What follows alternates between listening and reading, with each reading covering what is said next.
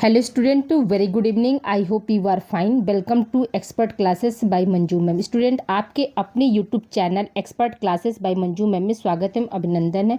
Student, आज मैं आप लोगों के लिए जो बच्चे हमारे बीए बीएससी, ठीक है, BA BSc 5th semester home science से हैं, उनका आज मैं मॉडल पेपर जो है पेपर 2 लेकर आई हूँ। इसके पहले आप लोगों का एक वीडियो जो है पेपर सेकेंड का जो है पेपर 2 या पेपर सेकेंड का एक वीडियो आप लोगों को हमने दे दिया है, जो कि आप लोगों का क्या है, वो पार्ट जो है 1 है स्टूडेंट, ठीक है। तो पार्ट 1 था और उसमें सेक्शन सी का 2 क्वेश्चन हमने सॉल्व कराया है। तो आज आप लोगों का जो है ये सेकेंड पेपर का जो है पार्ट 2 वीडियो है, और इसमें जो है हम आप लोगों का सेक्शन, ठीक है, कौन सी सेक्शन की बात कर रहे हैं, सेक्शन आपका बी और एक क्वेश्चन सी, सेक्शन सी लॉन्ग क्वेश्चन एक क्वेश्चन हमने लिया और शॉर्ट क्वेश्चन जो है आप लोगों का 3 जो है पिछले साल का हमने इसमें कंप्लीट किया। तो देखिए आप लोगों का पेपर का नाम क्या है स्टूडेंट, देखिए community development and programme planning, और हिंदी में हम इसको क्या बोलते हैं, सामुदायिक विकास एवं कार्यक्रम नियोजन। ये हिंदी में पेपर का आप लोगों का नाम। तो देखिए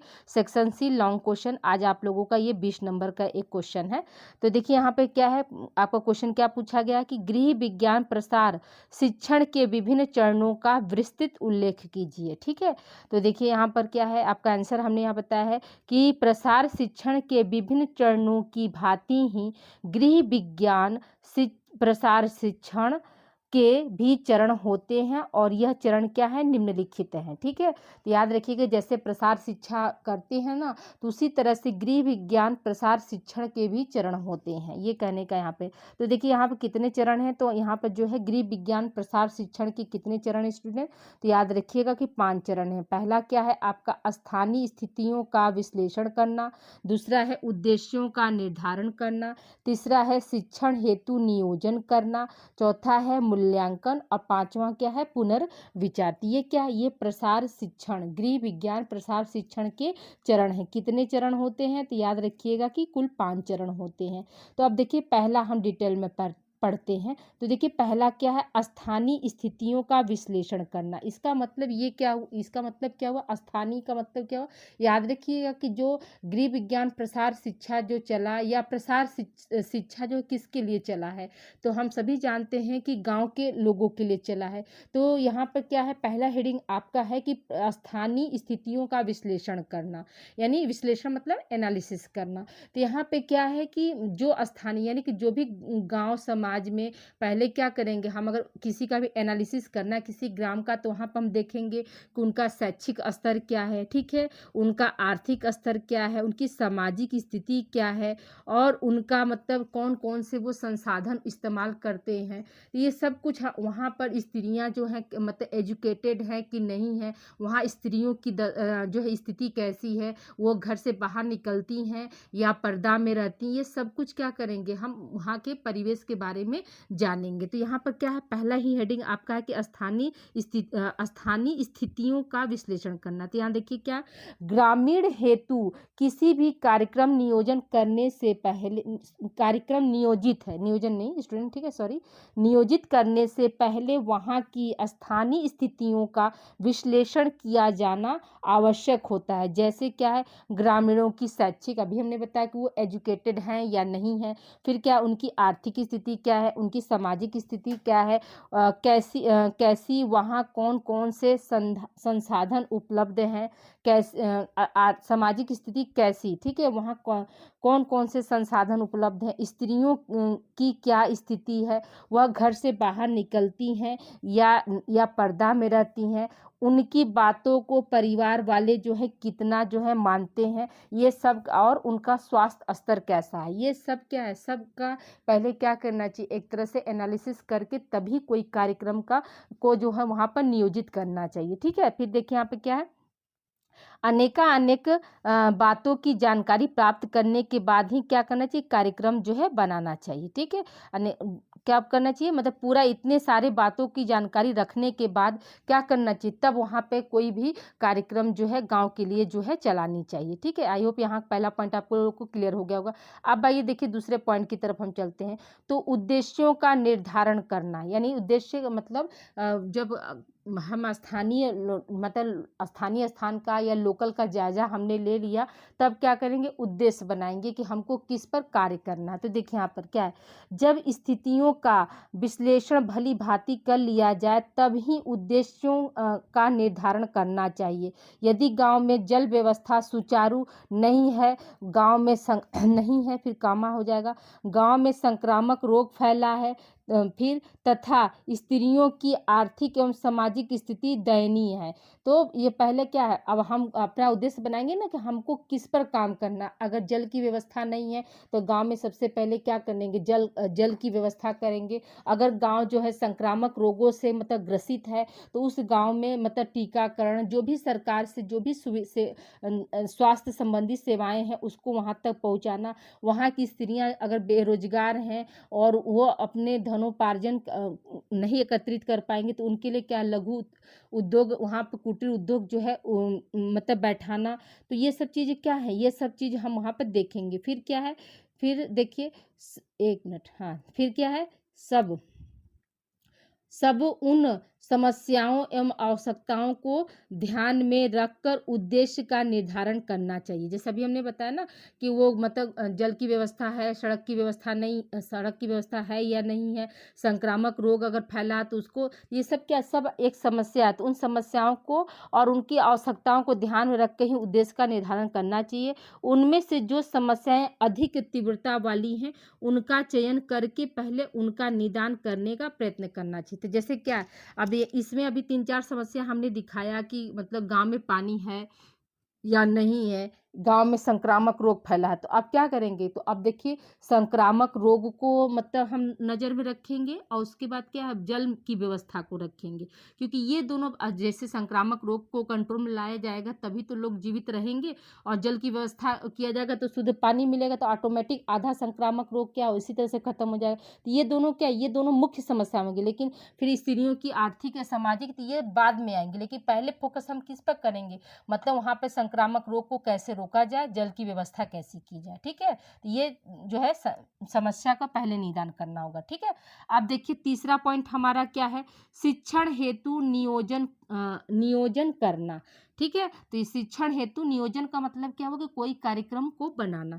तो गृह विज्ञान प्रसार कार्यकत्री होगा स्टूडेंट। ठीक है, कार्यकत्री, यहाँ पे त्र होगा और ये र ऊपर रहेगा, इसको बना लीजिएगा। गृह विज्ञान प्रसार कार्यकत्री को गांव में जाकर ग्रामीण स्त्रियों को शिक्षित करना होता है। इसके लिए उसे शिक्षण सामग्री का चयन सोच समझकर कर विचार करके करना चाहिए। समस्याओं के निवारण हेतु जिन शिक्षण विधियों का चुनाव किया जाए उनका प्रयोग उसे आना चाहिए। ठीक है, यानी कहने का मतलब यहाँ पे क्या है कि जैसे गांव-गांव जाकर जो प्रसार कार्यकर्त्री है, अगर वो महिला को हर महिला को मतलब घर घर जाकर महिला को शिक्षित करना चाहती है तो पहले क्या, उसे शिक्षण सामग्री को खुद का मतलब प्रयोग करना आना चाहिए। और उसके बाद क्या, जो मतलब महिलाओं को शिक्षित करने जा रही है वो उनका प्रयोग कर पा रही है कि नहीं कर पा रही, ये भी क्या है, प्रसार कार्यकर्त्री को देखना चाहिए। ठीक है, तो अब देखिए यहाँ पे क्या है, आगे क्या है कि करना चाहिए। यदि ग्रामीण स्त्री अनपढ़ हो तो उसके लिए क्या है, चार्ट, बुलेटिन, पंपलेट, मैगजीन आदि लिखित सामग्री काम की नहीं होती है। ठीक है, तो ये भी बात सही है कि अगर कोई अनपढ़ है तो उसके लिए क्या, अगर हम चार्ट पेपर पर कुछ लिख कर ले जाएं और बोलें तो वो समझ पाएगी, बिल्कुल नहीं समझ पाएगी। बुलेटिन भी नहीं समझ पाएगी, पंपलेट भी नहीं समझ, मैगजीन मतलब जो न्यूज़पेपर आप लोगों का आता है, पत्रिका, ये सब क्या उसके लिए बेकार है। लेकिन क्या होगा, उनके लिए तो कठपुतली का खेल, विधि प्रदर्शन, टीवी शो, सिनेमा, नाटक के माध्यम से क्या कर सकते हैं, हम उनको शिक्षित कर सकते हैं या शिक्षा दी जा सकती है। ठीक है, तो जब उनको लिखने पढ़ने नहीं आ रहा है, ये ज़्यादा हो चुका है, वो चीज़ों को नहीं, तो हम क्या कर सकते हैं, उनको अगर शिक्षित करना है तो कठपुतली के खेल नाच दिखाकर, ठीक है, विधि प्रदर्शन करके, टीवी शो के जरिए, सिनेमा के जरिए क्या कर सकते हैं, उनको हम शिक्षित कर सकते हैं। ठीक है, अब चौथा क्या है आपका, मूल्यांकन। चौथा मूल्यांकन है, तो लोगों को शिक्षित करने के पश्चात उनका मूल्यांकन किया जाना जरूरी है ताकि यह पता चले कि जो कार्यक्रम चलाए गए वह कितना लाभप्रद है। क्या ग्रामीण स्त्रियों में यहाँ पे ग्रामीण स्त्रियों ने उन्हें दैनिक जीवन में अपनाया है, यदि हाँ तो उन्हें और भी अधिक प्रोत्साहित की जाने की ज़रूरत है, और यदि नहीं तो उन कारणों पर विचार किया जाना बाकी है कि किन कारणों से ग्रामीण ने उन्हें अपनाने से मना कर दिया। उन कारणों की खोज करके उनका निवारण किया जाना चाहिए। ठीक है, तो जैसे मान लीजिए आप सभी लोग जानते हैं कि जो गांव के लोग होते हैं थोड़े क्या होते हैं, थोड़े रूढ़िवादी होते हैं। उनको मतलब इतना ज़्यादा मतलब शिक्षा के प्रति जो है जागरूक नहीं होते हैं। तो उन्हें क्या है, अगर वो मतलब हमने जैसे कोई भी पढ़ाई का अभियान ही चलाया तो हमको देखना होगा ना कि मतलब उन्होंने अपनाया, अगर नहीं अपनाए तो क्या कारण थे, क्या उनको समय नहीं मिल पा रहा है या उस समय पर वो आ नहीं पा रहे हैं। तो ये सब कुछ हम देखें, क्या उनके घर के लोग उनको मना कर रहे हैं, क्या मतलब पढ़ने लिखने वाली जो सामग्री है उनको मिल नहीं पा रही है। तो ये सब कुछ हम देखेंगे। तो नहीं अगर अपना लिया तो उसको लिए क्या करेंगे, उनको हम प्रोत्साहित करेंगे ताकि और चीज़ों को वो जाने। ठीक है, ये सब चीज़ें क्या है आपका मूल्यांकन के तहत आता है। जैसे क्या है, अभी आप लोग जैसे ये प्रश्न पढ़ रहे हैं तो उसको क्या करेंगे, जाकर कॉपी में लिखेंगे ना, तभी कॉपी चेक होता है। तो कॉपी चेक करना ही क्या होता है, मूल्यांकन होता है। यानी आपके 6 महीना की जो स्टडी है और आपने 6 महीना में क्या सीखा। ठीक है, 6 महीने आप लोगों को पढ़ने को मिलता है, तो आपने 6 महीने में क्या क्या चीज़ों को सीखा। तो लास्ट में जो है मूल्यांकन कॉपी चेक होने के बाद क्या होता है, आप लोगों का रिजल्ट आता है ना, तो वही कॉपी चेक करना ही क्या है, एक मूल्यांकन होता है। ठीक है, तो वही चीज़ है कि किसी भी कार्य को करने से पहले करने के बाद, सॉरी करने से पहले नहीं, करने के बाद क्या होता है, मूल्यांकन करते हैं कि वह कार्य कितना सफल हुआ, और अगर असफल है तो किन कारणों से वह असफल है। तो इसके बारे में उन कारणों को, उन कमियों को देख कर क्या करते हैं, उनको दूर करना ही क्या है आपका मूल्यांकन के अंतर्गत आता है। अब देखिए यहाँ पर क्या, पुनर्विचार मतलब फिर से एक बार विचार करना। यानी कार्यक्रम के मूल्यांकन से हमें उनकी खामियां और खूबियों के बारे में पता चल जाता है। तो जैसा अभी आपको बताया कि आप 6 महीना पढ़ लिए, लिख लिए, ठीक है, तो मूल्यांकन करने से ही ना हमको पता चला कि बच्चे ने क्या लिखा है, उसने प्रश्न को क्या समझा और क्या लिखा है।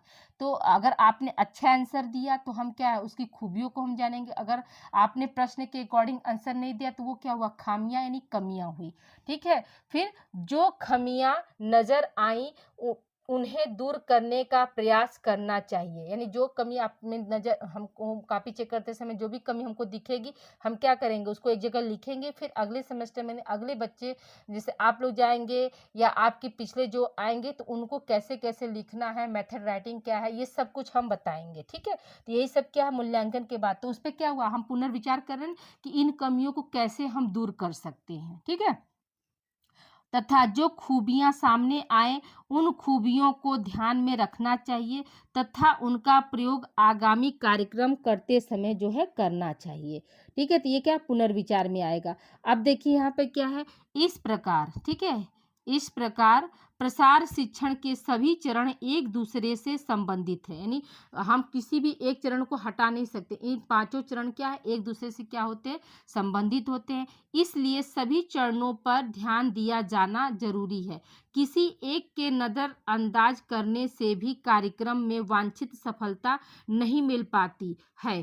कार्यक्रम समाप्त होने के बाद उसकी लिखित रिपोर्ट तैयार करनी चाहिए। इससे आगामी कार्यक्रम तैयार करने एवं क्रियान्वित करने में क्या है, सहायता मिल सकती है। ठीक है, तो ये आपका जो है सारा पांचों का जो है ये ब्लैक जो है पेन से हमने लिखा है, ये निचोड़ है। तो पांचों पॉइंट आई होप यहाँ तक आप लोग एकदम अच्छे से समझ में आ गया होगा। बहुत इजी भाषा में हमने आप लोगों को और बहुत कम कंटेंट में दिया है। तो इसको आप लोग लॉन्ग क्वेश्चन के लिए एकदम तैयार रखिएगा। वीडियो को 2-3 बार आप लोग देख लेंगे तो आप लोग को समझ में आ जाएगा कि क्या है। ठीक है, अगर ये प्रश्न आते हैं तो आप लोगों का छूटना नहीं चाहिए। ठीक है स्टूडेंट, अब आइए देखिए हम अगले प्रश्न की ओर बढ़ते हैं। अगला प्रश्न हमारा क्या कह रहा है, गृह विज्ञान प्रसार शिक्षा की क्या विशेषताएं हैं, स्पष्ट कीजिए। तो देखिए यहाँ पे क्या, गृह विज्ञान प्रसार शिक्षा की क्या है, निम्नलिखित विशेषताएं होती हैं। पहला क्या है, व्यापक क्षेत्र। ठीक है, पहला क्या है, व्यापक क्षेत्र। दूसरा क्या है आपका, सतत शैक्षिक प्रक्रिया। तीसरा क्या है, सहयोगात्मक कार्य। चौथा क्या है, ऐच्छिक कार्य। पांचवा क्या है, लचीलापन। छठा क्या है महिला केंद्रित, सातवां क्या है अनौपचारिक शिक्षा, आठवां है व्यवहारिक शिक्षा, नवां है आवश्यकताओं पर आधारित, दसवां है परिणाम पर आधारित और 11वां क्या है वैज्ञानिक पहुंच। तो ये सब क्या है आप लोगों का, ठीक है स्टूडेंट। तो देखिए अब ये क्या हुआ आपका महिला केंद्रित हो गया, फिर आपका अनौपचारिक शिक्षा हो गया, व्यवहारिक शिक्षा, आवश्यकताओं पर आधारित, परिणाम पर आधारित और वैज्ञानिक पहुंच। ये क्या है, ये आपका जो है मतलब गृह विज्ञान प्रसार शिक्षा की जो है विशेषताएं हैं। तो आप देखिए ये आपके 11 पॉइंट आप मतलब एक जगह लिख लीजिएगा। अब उसके बाद क्या व्यापक क्षेत्र का मतलब क्या हुआ कि गृह विज्ञान प्रसार शिक्षा का जो क्षेत्र होता है वो बहुत बड़े पैमाने पर होता है, ठीक है, मतलब बहुत बड़ा इसका क्षेत्र होता है। फिर सतत शैक्षिक प्रक्रिया का मतलब क्या, सतत का मतलब क्या हुआ कि लगातार, जो गृह विज्ञान प्रसार शिक्षा है वो क्या है लगातार चलने वाली प्रक्रिया है, वो कभी रुकने वाली नहीं है। फिर क्या है सहयोगात्मक कार्य का मतलब क्या हुआ कि गृह विज्ञान प्रसार शिक्षा जो है कि सहयोग की भावना से काम करने के लिए प्रेरित करती है, ठीक है। फिर ऐच्छिक कार्य का मतलब क्या हुआ कि गृह विज्ञान प्रसार शिक्षा जो है वो क्या है ऐच्छिक का मतलब क्या, इच्छा के अनुसार, अगर आपकी इच्छा है तो उसके अनुसार वो कार्य करने के लिए क्या करती है आपको प्रेरित करती है, ठीक है।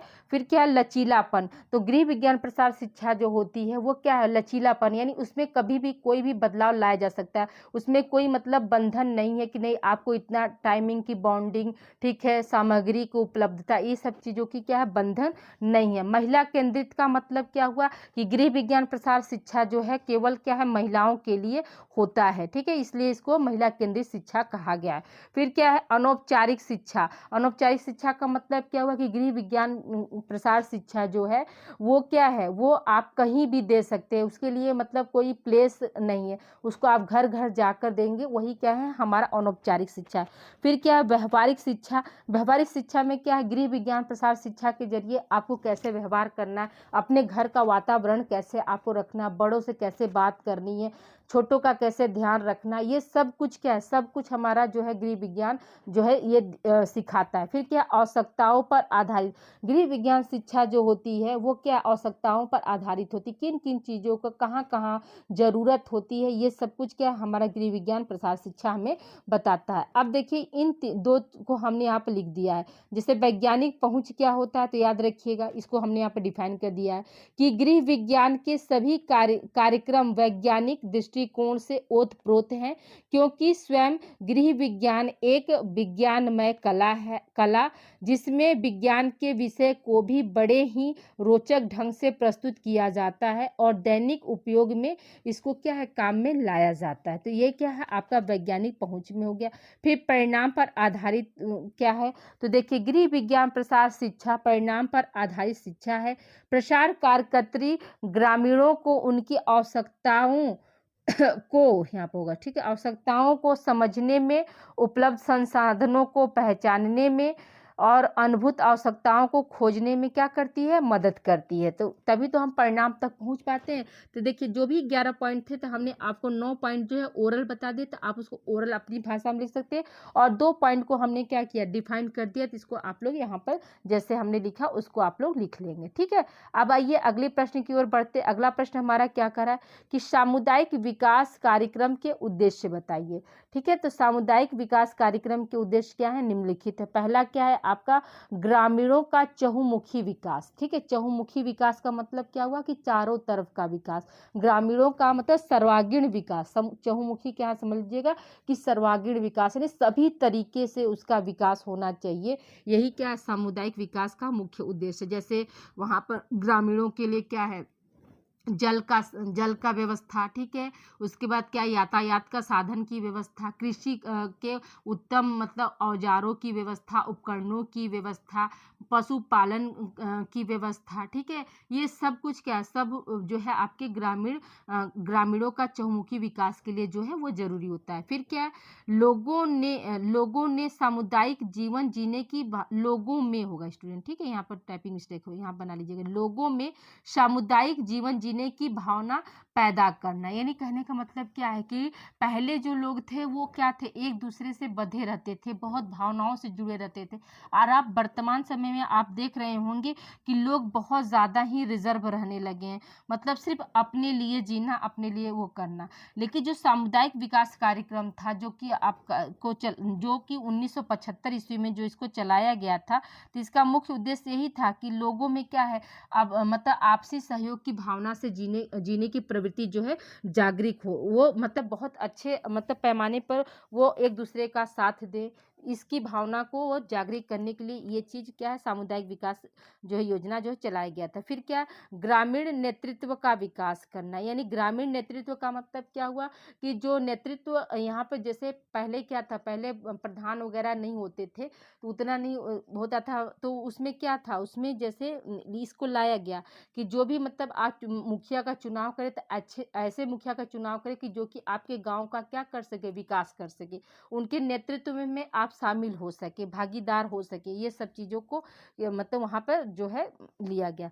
फिर क्या है आपका सामुदायिक विकास का सामुदायिक विकास का उद्देश्य उद्देश्य समुदाय को, यहाँ पर होगा स्टूडेंट आत्म, आप नहीं, ठीक है, आत्म, एक मिनट, क्या है, आत्मनिर्भर बनाना है। ठीक है, सामुदायिक विकास का उद्देश्य क्या है, ग्रामीण समुदाय को क्या है, आत्मनिर्भर बनाना है। कृषि, पशुपालन, मत्स्य पालन और ग्रामीण उद्योग धंधे आदि का विकास करके उनके जीवन स्तर में सुधार लाना, जिससे क्या हो सके, वो देश के विकास में महत्वपूर्ण क्या कर सके, योगदान दे सके। तो जैसा कि अभी हमने आपको बताया कि सामुदायिक सामुदायिक मतलब समूहों का विकास, एक तरह से मतलब पूरे गांव वालों का, मतलब किसी एक का साथ और एक का विकास की बात नहीं किया जा रहा, मतलब पूरे समूह का विकास। उसमें कैसे, ग्रामीण जनता, आप सभी लोग जानते हैं कि टोटल क्या है, पहले जो था वो कृषि पर ही निर्भर थे, पशुपालन पर निर्भर थे, तो उनका ये था कि सब लोग एक दूसरे के साथ हमेशा खड़े रहोगे तो अच्छे से कृषि कर सकते हो, पशुपालन कर सकते हो, मछली पालन कर सकते हो, और गांव में क्या है, छोटे मोटे उद्योग धंधे करके अपने आर्थिक स्थिति को आप सुधार सकते हैं और धनोपार्जन जो है कर सकते हैं। ठीक है, ये था आपका। फिर अब देखिए अगला प्रश्न हमारा क्या कह रहा है कि सामुदायिक विकास योजना के क्षेत्र का उल्लेख कीजिए। ठीक है, तो यहाँ पर उत्तर होगा, देखिए यहाँ पर सर लिख गया उत्तर। देखिए, सामुदायिक विकास कार्यक्रम के अंतर्गत निम्न क्षेत्रों में विकास किया जा सकता है। तो कौन कौन से क्षेत्र जो है विकास के लिए आते हैं, तो देखिए यहाँ पर पहला क्या है आपका आर्थिक विकास, ठीक है, दूसरा क्या पशुधन में वृद्धि, तीसरा क्या कृषि उत्पादन में वृद्धि होगा। ठीक है, यहाँ पर विधि नहीं, वृद्धि, थोड़ा सा टाइपिंग मिस्टेक है, वृद्धि। फिर क्या है यातायात एवं संचार की सुविधा में विकास। फिर क्या है कमजोर वर्गों को आवासीय सुविधा उपलब्ध कराना। फिर क्या है सामाजिक कल्याण। फिर है आपका स्वास्थ्य, शिक्षा एवं मनोरंजन की सुविधा उपलब्ध करवाना। आठवां है आपका स्वरोजगार हेतु प्रशिक्षण की व्यवस्था।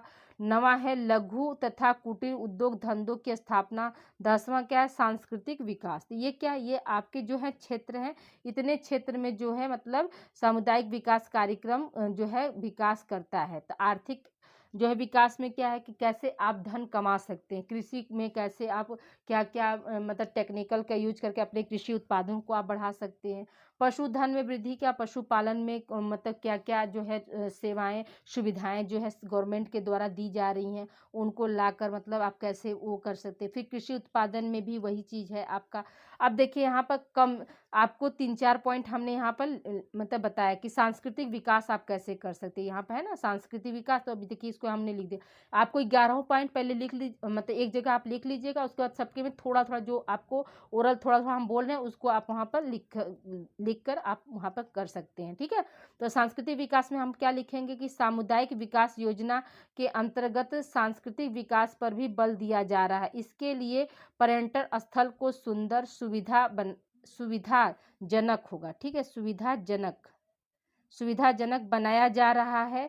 ठीक है, आप देख रहे हैं ना, जैसे कि अभी मान लीजिए जो आप जैसे गंगा किनारे घाट की ही हम बात करते हैं, तो अभी जैसे नमो घाट देखिए, पहले क्या था, गंगा के किनारे घाट की स्थिति क्या थी, लेकिन इस समय क्या है, इस समय इतना अच्छा हो कि माने देश विदेश के लोग भी आकर क्या है, नमो घाट का दर्शन करना चाह रहे हैं।